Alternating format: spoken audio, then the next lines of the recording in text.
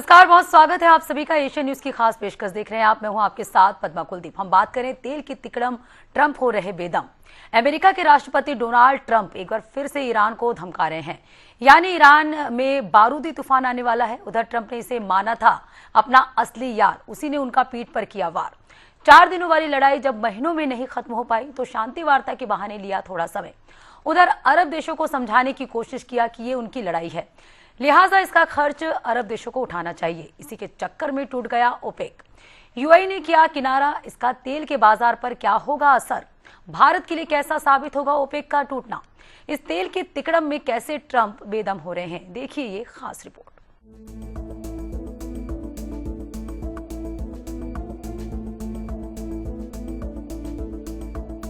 दोस्त ने दिया ट्रंप को टेंशन, सुहाने सपने दिखाकर फंसाया।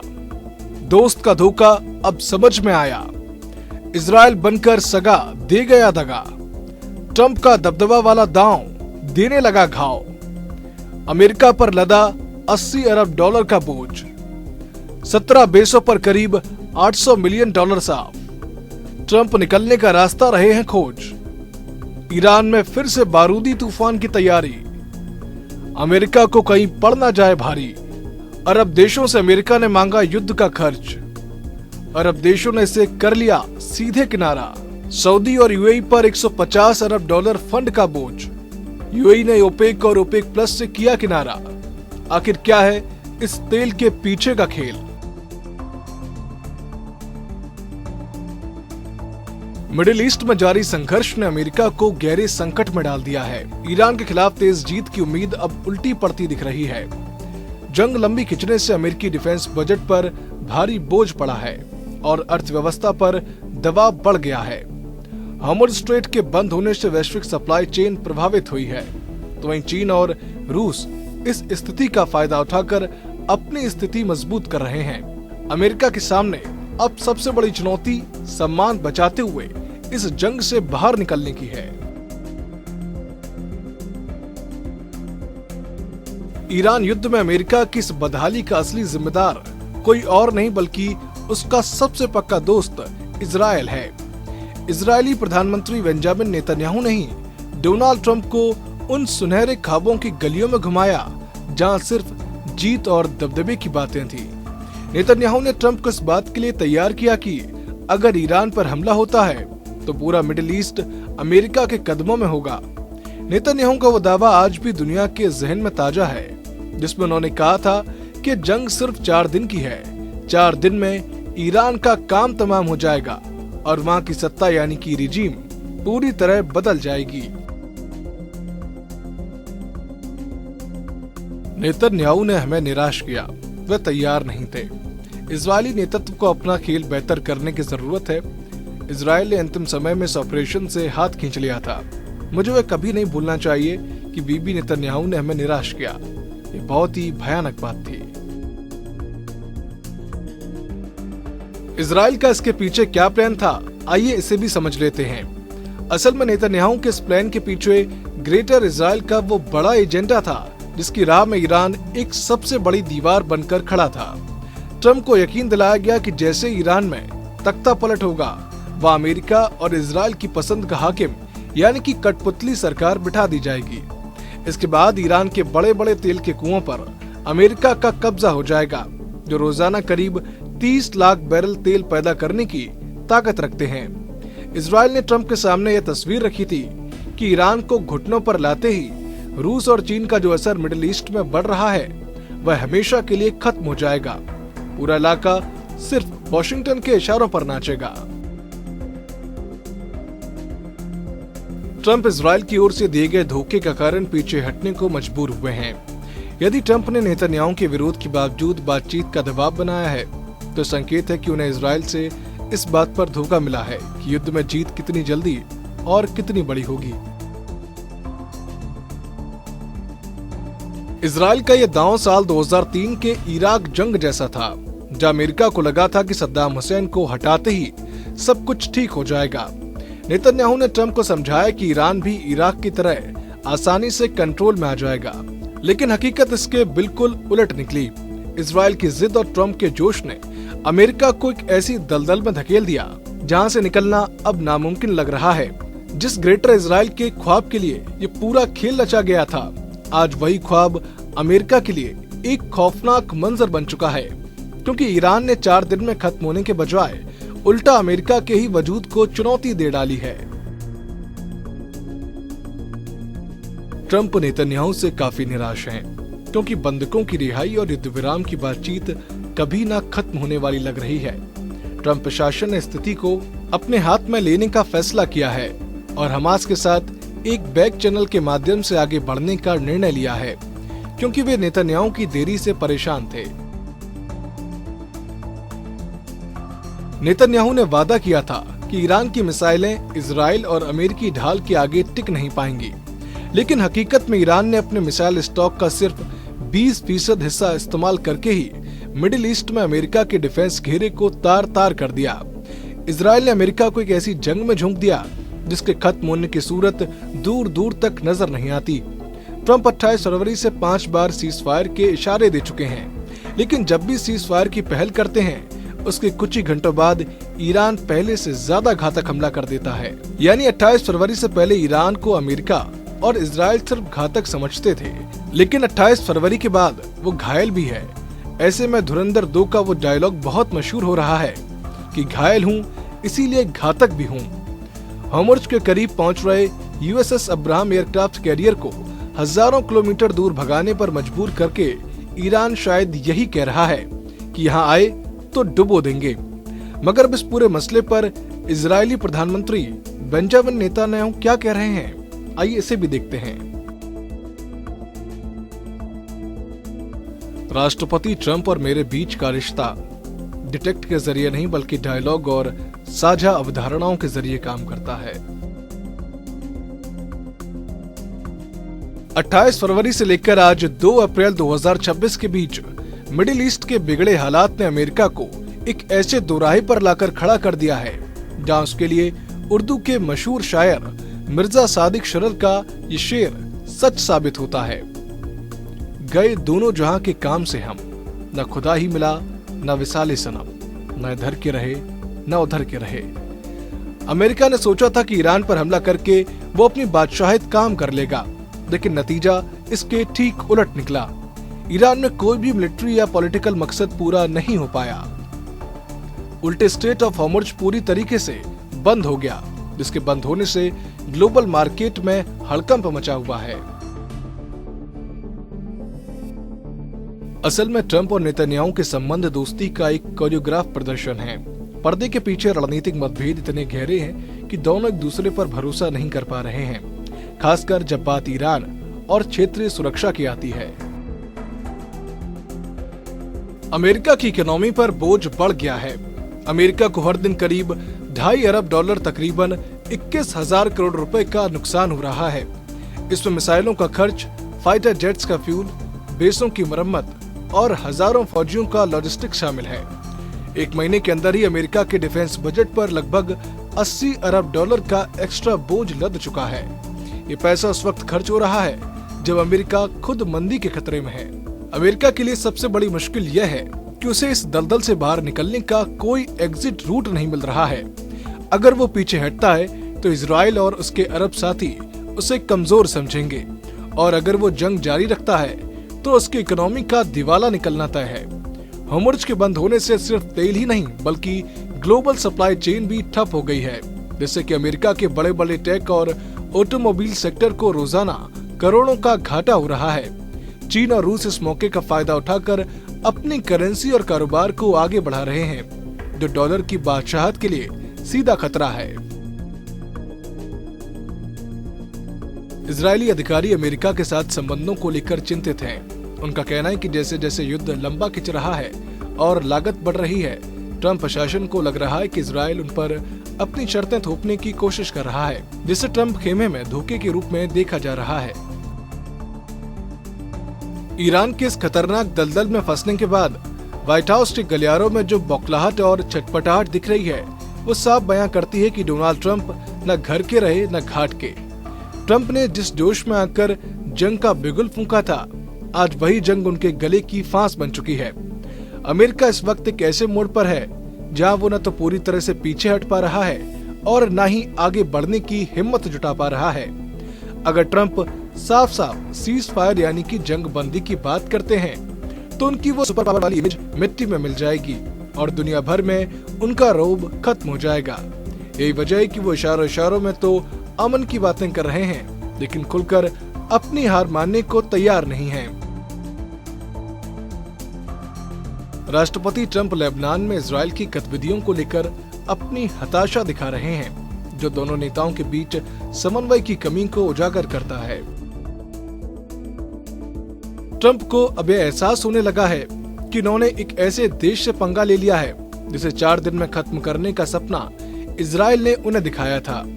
हकीकत यह है कि 34 दिन बीत जाने के बाद भी ईरान का डिफेंस सिस्टम टूटा नहीं है, बल्कि अमेरिका के अपने 17 बेसों पर करीब $800 मिलियन का सीधा नुकसान हो चुका है।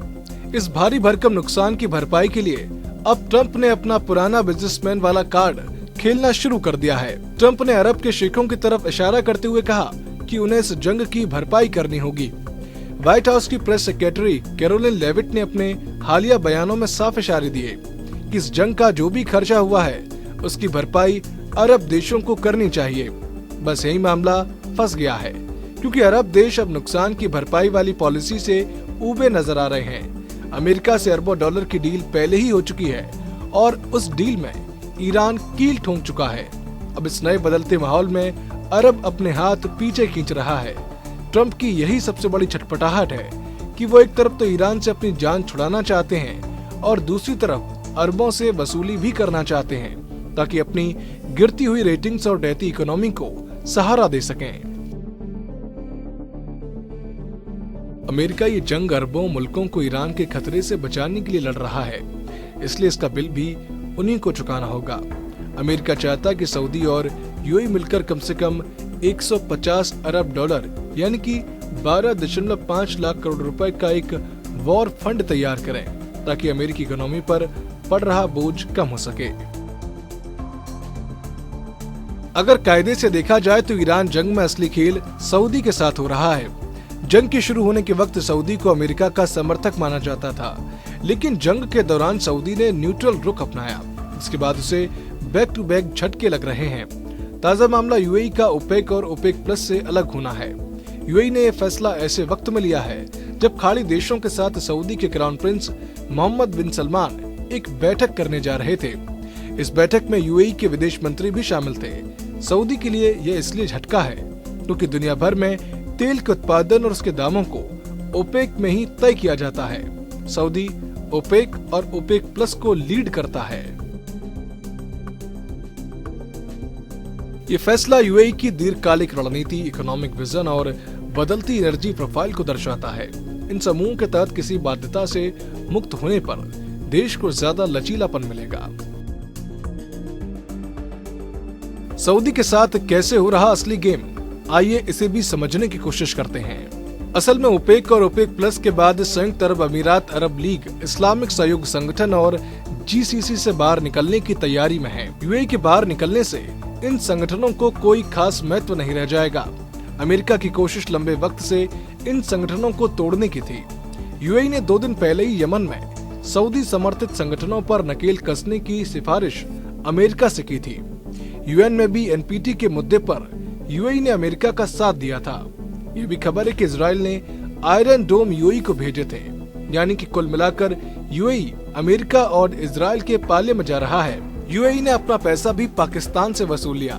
दिलचस्प बात यह है कि यूएई ने जो कर्ज पाकिस्तान से लिया वह सऊदी को देने पड़े, यानी सऊदी के रिजर्व पर इसका असर हुआ है। दूसरी तरफ यूएई के कोष में डॉलर की एंट्री हुई। यूएई का पैसा इससे काफी मजबूत हुआ है। यूएई के पास $2 ट्रिलियन से अधिक का संप्रभु धन है। वह इन धनों का इस्तेमाल कर नए सिरे से अपना गठबंधन तैयार कर सकता है। यूएई अब खाड़ी में एक मजबूत देश बनकर उभर सकता है। अब तक खाड़ी में ईरान और सऊदी ही सबसे मजबूत भूमिका में थे। किसके पास कितना तेल? वेनेजुएला 303 अरब, सऊदी अरब 267 अरब, ईरान 209 अरब, इराक 145 अरब, यूएई 113 अरब, कुवैत 102 अरब, रूस 80 अरब, लीबिया 49 अरब, अमेरिका 45 अरब, नाइजीरिया 37 अरब, चीन 28 अरब, कतर 25 अरब, ब्राजील 16 अरब। जब संघर्ष समाप्त होगा और होर्मुज जल डमरू मध्य खुलेगा तो यूएई अपनी आरक्षित क्षमता का उपयोग करते हुए उतना तेल उत्पादन करेगा जितना वह कर सकता है। अब बड़ा सवाल है कि यूएई सऊदी से नाराज क्यों है? लगे हाथ इसे भी समझ लेते हैं। असल में सऊदी और संयुक्त अरब अमीरात पड़ोसी देश हैं, लेकिन दोनों के बीच अब तक रिश्ते बेहतरीन भी रहे हैं। यूएई ने 2016 में सऊदी के क्राउन प्रिंस मोहम्मद बिन सलमान को उत्तराधिकारी नियुक्त कराने के लिए जोरदार पैरवी की थी, लेकिन हाल ही के दिनों में दोनों के रिश्ते खराब हो गए। यमन में एक ऑपरेशन के दौरान सऊदी ने यूएई के जहाज पर हमला कर दिया। इससे पूरी दुनिया में यूएई की किरकिरी भी हुई थी। यूएई को यमन से लौटकर आना पड़ा था। इसी तरह सूडान में भी यूएई को सऊदी की वजह से बैकफुट पर जाना पड़ा था।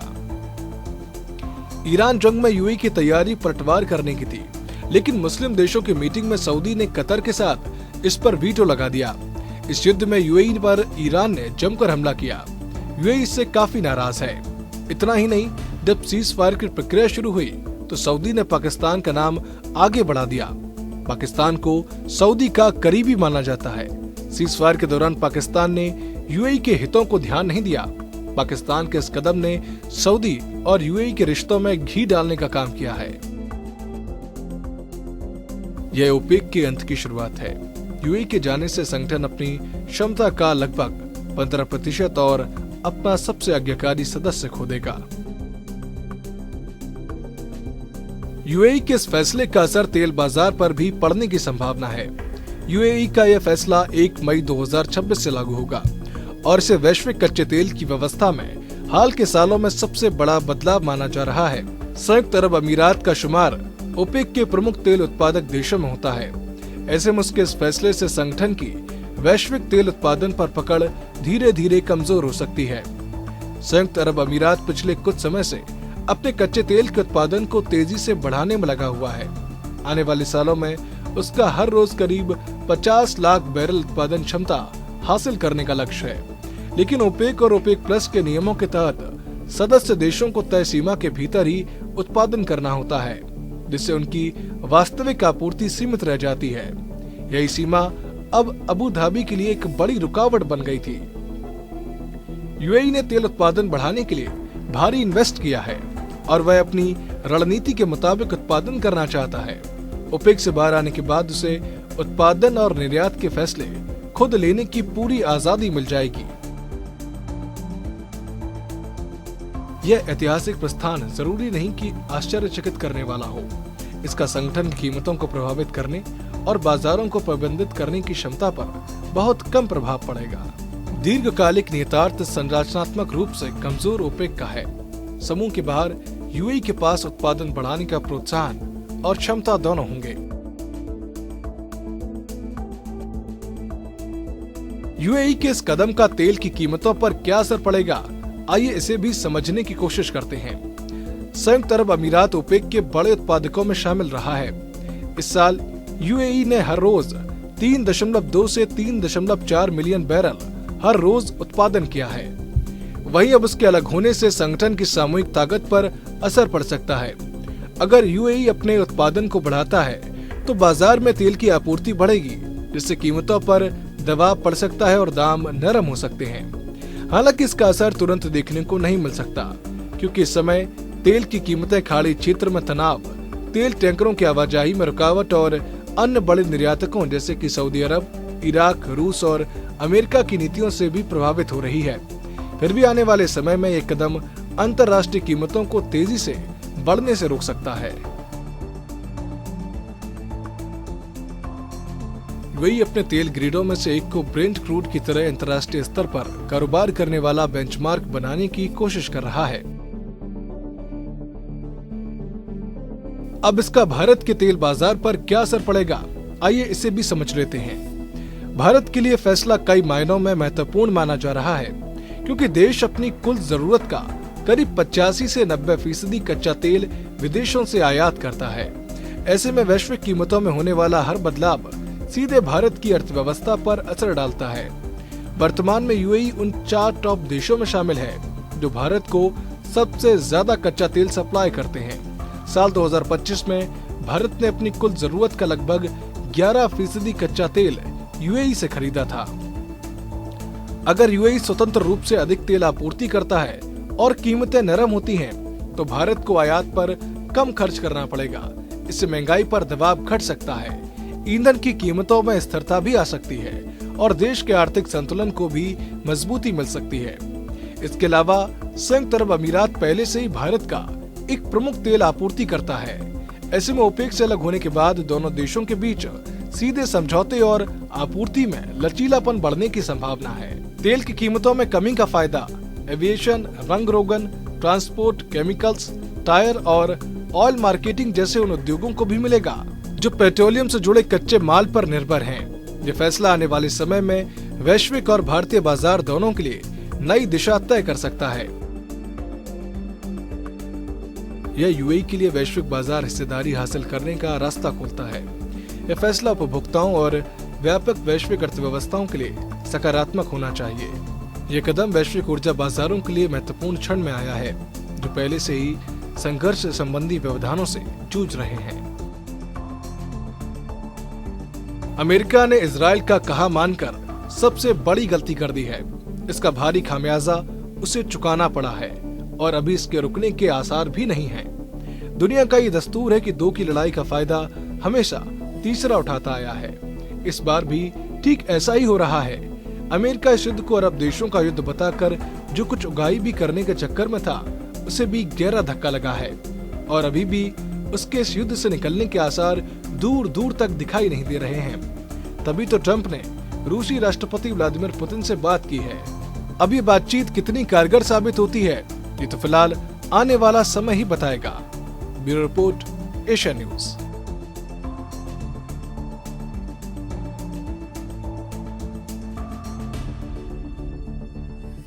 एशियन न्यूज की खास पेशकश में इतना ही। देखते रहिए एशियन न्यूज। नमस्कार।